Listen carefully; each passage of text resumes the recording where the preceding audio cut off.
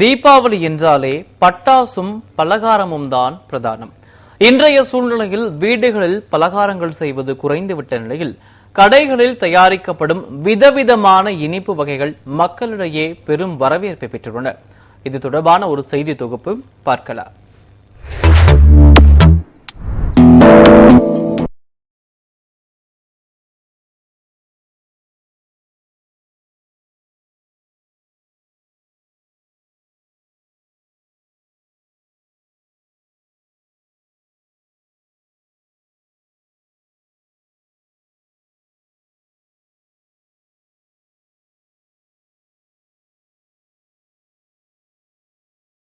எல்லாம் தீபாவளிக்கு ஒரு வாரம் முன்பே பலகாரம் செய்வதற்கான பொருட்களை வீட்டிலேயே தயார் செய்து அக்கம் பக்கத்தினருடன் இனிப்புகளை பகிர்ந்து கொண்டு மகிழ்வதுண்டு.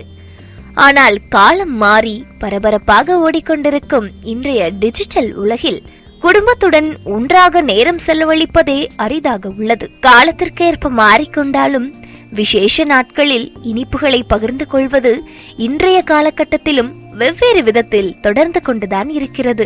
பண்டிகைக்கு புத்தாடை முதல் இனிப்புகள் வரை அனைத்துமே ஆன்லைன் தளத்தில் கிடைப்பதால் நேரத்தை சேமிக்க பெரும்பாலானோர் ஆன்லைன் தளத்தையே நாடுகின்றனர். ஆன்லைனில் ஆர்டர் செய்தால் நம் பாரம்பரியம் மாறாத பலகார வகைகளை சுத்தமாக தயாரித்து வீடு தேடி வந்து கொடுக்கும் வகையில் உள்ளது இன்றைய டிஜிட்டல் உலகம். கடைகளில் தயாரிக்கப்படும் விதவிதமான இனிப்பு வகைகள் மக்களிடையே பெரும் வரவேற்பை பெற்று வரும் நிலையில் அனைத்து கடைகளிலும் முறுக்கு, சீடை, செட்டிநாடு உக்கரை, அதிரசம், ஹல்வா, குலாப் ஜாமுன், லட்டு உள்ளிட்ட பல வகையான பலகாரங்களை செய்ய ஆரம்பித்து உள்ளனர் கடை உரிமையாளர்கள். நம்மீடு வசதமன் மொத்தமா 51 வருஷமாக நம்ம தமிழ்நாட்டில் இயங்கி கொண்டிருக்கிறோம்.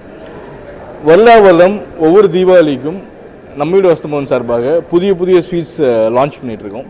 ஸோ இந்த வருஷம் அரேபியன் ஸ்வீட்னு சொல்லக்கூடிய பக்லாவாஸ், குனாஃபா, டர்க்கிஷ் லைட் அப்படின்னு சொல்லி ஒரு புது வகையான ஸ்வீட்ஸ் இந்த வருஷம் நம்ம இருக்கோம்னா நம்மீடு வசதமன் லான்ச் பண்ணியிருக்கோம்.